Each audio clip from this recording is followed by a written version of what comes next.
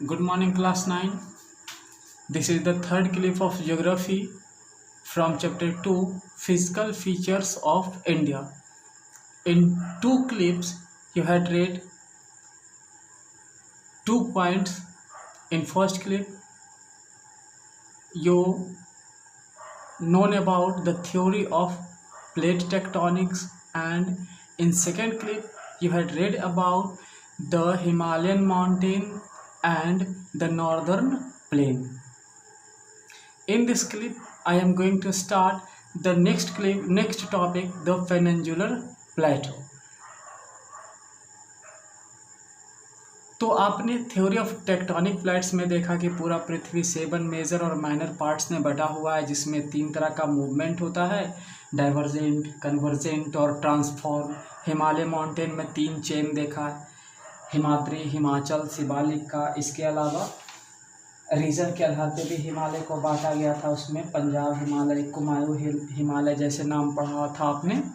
Northern plains में आपने क्या देखा, गंगा, यमुना, ब्रह्मपुत्र से बनी ये क्षेत्र है और इसको भी बांटा गया है, गंगा प्लेन्स, ब्रह्मपुत्र प्लेन्स और असम प्लेन्स। इसके अलावा भाबर, खादर, बांगर और तराई जैसे टर्म आपने इसमें पढ़ा।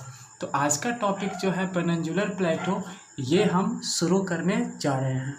और ये देखिए, पेनिनसुलर प्लेटो के अलावा आपको इंडियन डेजर्ट, कोस्टल प्लेन्स और आइसलैंड के बारे में भी जानकारी इस चैप्टर में मिलेगी। तो चलिए स्टार्ट करते हैं पेनिनसुलर प्लेटो का। ये जो पेनिनसुलर प्लेटो है, ये बना हुआ है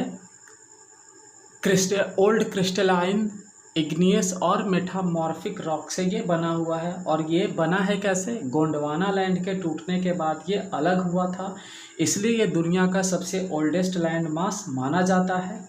और इसमें बहुत सारे वैलीज हैं और हिल्स है। ये प्लेटो जो है, ये मेन रूप से 2 पार्ट में बांटा गया है, the central highland and the Deccan plateau. अब जरा जानते हैं कि ये सेंट्रल हाईलैंड क्या होता है। तो ये देखिए, सेंट्रल हाईलैंड का definition, the part of the peninsular plateau lying to the north of Narmada river, यानी नर्मदा रिवर के नॉर्थ में जो प्लेटो का हिस्सा है, उसी हिस्से को सेंट्रल हाईलैंड के नाम से जाना जाता है। जैसा कि आपको इसके इंडिया का मैप में यहाँ आपको दिखाई दे रहा है, ये रहा आपका, देखिए, नर्मदा रिवर। और नर्मदा रिवर के नॉर्थ का जो ये पूरा का पूरा हिस्सा है, इसे ही सेंट्रल हाईलैंड के नाम से जाना जाता है। आप यहाँ देख सकते हैं कि ये पूरा का पूरा एरिया राजस्थान वाले क्षेत्र में अरावली रेंज से और नर्मदा वाले में बिंद रेंज से कवर किया हुआ है। तो ये सेंट्रल हाईलैंड है ये, और इसके साथ साथ ये सारा पार्ट मिला के सेंट्रल हाईलैंड है। अब ये सेंट्रल हाईलैंड भी 2 हिस्से में बटा हुआ है, एक है मालवा प्लेटो, बिंद रेंज और अरावली रेंज के बीच में, और दूसरा है छोटा नागपुर प्लेटो। तो आपने क्या देखा, ये जो सेंट्रल हाईलैंड था, ये साउथ में अरावली और नॉर्थ वेस्ट में अरावली रेंज से ये घिरा हुआ है। और इसका जो आगे चलते हैं वेस्ट की ओर, तो आगे चल के ये डेजर्ट इलाका आ जाता है राजस्थान का। और सेंट्रल हाईलैंड में ये नदियां बहती है, चंबल, सिंध, बेतवा और केन। ये क्या होती है कि ये साउथ वेस्ट से नॉर्थ ईस्ट की ओर गिरती है, जो इस बात को इंडिकेट करती है कि सेंट्रल हाईलैंड जो है ये स्लोपिंग मोड में है। यानी स्लोपिंग मोड मतलब साउथ वेस्ट में हाई है और नॉर्थ ईस्ट में लो है। साथ ही साथ ये जो सेंट्रल हाईलैंड्स है, ये वेस्ट में ज़्यादा चौड़ा है और ईस्ट में इसकी चौड़ाई कम है। तो जब ईस्टवार्ड में हम जाते हैं, तो ईस्टवार्ड एक्सटेंशन में इसको बुंदेलखंड या बघेलखंड के नाम से भी जाना जाता है। तो ये पेनिनसुलर प्लेटो का ये पहला हिस्सा था सेंट्रल हाईलैंड। दूसरा हिस्सा है यहाँ डेक्कन प्लेटो। अब डेक्कन प्लेटो क्या है, it is a triangular land mass that lies to the south of the river Narmada. मतलब ये भी एक ट्रायंगुलर लैंड मास है जो नर्मदा रिवर के साउथ में है। अब ये जो डेक्कन प्लेटो है, इसका भी जरा आप लोग मैप एक बार देख लीजिए कि डेक्कन प्लेटो का लोकेशन क्या है।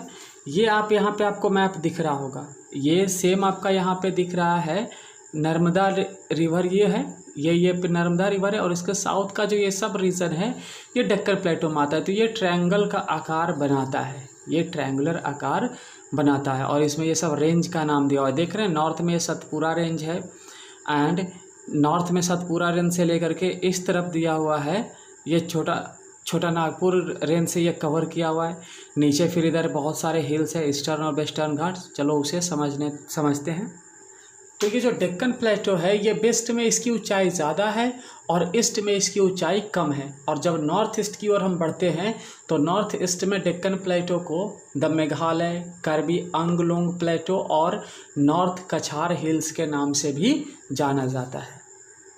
तो जैसा कि हमने अभी देखा कि ये जो डेक्कन प्लेटो है ये वेस्ट में ज़्यादा ऊंचा है और साउथ में इसकी ऊंचाई कम है। इसी को देखते हुए इसको दो पार्ट्स में बांट दिया गया है, the western ghat and eastern ghat. Western ghat की ऊंचाई आप यहाँ देख सकते हैं 900 से 1600 मीटर है, जबकि ईस्टर्न घाट की ऊंचाई जो है वो मात्र 600 मीटर है, यानी वेस्टर्न घाट की ऊंचाई ज़्यादा है। तो वेस्टर्न घाट और ईस्टर्न घाट में जो है ये फैला हुआ है दो नदी के बीच में, यानी ईस्टर्न घाट फैला हुआ है महानदी से लेकर के साउथ में नीलगिरी तक। एंड जितनी भी नदियां हैं वो सारी की सारी जाकर के गिरती है बे ऑफ बंगाल में, ओनली नर्मदा और तापी को छोड़ करके बाकी सारी नदियां गिर जाती है कहाँ पे जाके, बे ऑफ बंगाल में। आप यहाँ पे एक बार फिर से मैप पे ध्यान दें, ये देखिए ये पूरा का पूरा हिस्सा है वेस्टर्न घाट का और ये है ईस्टर्न घाट। तो वेस्टर्न घाट की ऊंचाई कितनी है, 1500-1600 मीटर के लगभग, और इसकी ऊंचाई 600। तो इधर ऊंचाई ज़्यादा है तो ये स्लोपिंग मोड में इस तरफ होगा, तो सारी नदियाँ इधर ही आके गिरेगी बे ऑफ बंगाल में। उसके अलावा ये जो वेस्टर्न घाट है उसका नॉर्थ में जो ऊंचाई है उससे कहीं ज़्यादा ऊंचाई है साउथ में, इसीलिए साउदर्न पार्ट में वेस्टर्न घाट का जो है उसमें बहुत सारे छोटे छोटे हिल्स है और बहुत सारे हाईएस्ट पिक भी हैं। तो कौन कौन सा पिक है यहाँ पे देखें, कौन कौन सा पिक आपको दिख रहा है इस क्षेत्र में, अनाईमुड़ी जिसकी ऊंचाई 2695 है मीटर है, डोडा बेटा जिसका 2637 मीटर है, इसके अलावा है महेंद्रगिरी जिसका 1501 मीटर है। एंड ईस्टर्न घाट में भी कुछ हिल्स है जैसे श्रेवाई हिल्स और जवाडी हिल्स। इसके अलावा इन क्षेत्रों में कुछ फेमस हिल स्टेशन है जैसे उड़ांग मंडलम, ऊटी और कोडाई कनाल, ये सब हिल स्टेशन का नाम इन्हीं क्षेत्रों में। और डेक्कन प्लेटो का एक बहुत ही इंपॉर्टेंट और डिस्टिंक्ट फीचर है कि इन क्षेत्रों में ब्लैक सॉइल पाई जाती है ज़्यादा मात्रा में, जिसके वजह से यहाँ पे खेती होती है कॉटन की ज़्यादा। तो ब्लैक सॉइल कैसे पाए जाते हैं, क्योंकि ये जो पूरा का पूरा प्लेटो है ये इग्नियस रॉक से बना हुआ है जो कि वोल्केनिक ओरिजिन का है, इसीलिए ये ब्लैक सॉइल इसमें ज़्यादा पाया जाता है। तो ये क्या देख रहे हैं कि ये टॉपिक जो था ज्योग्राफी का, ये थर्ड टॉपिक पेनिनसुलर प्लेटो भी कवर होता है। नेक्स्ट टॉपिक में हम इस चैप्टर को कंप्लीट करने की कोशिश करेंगे। धन्यवाद।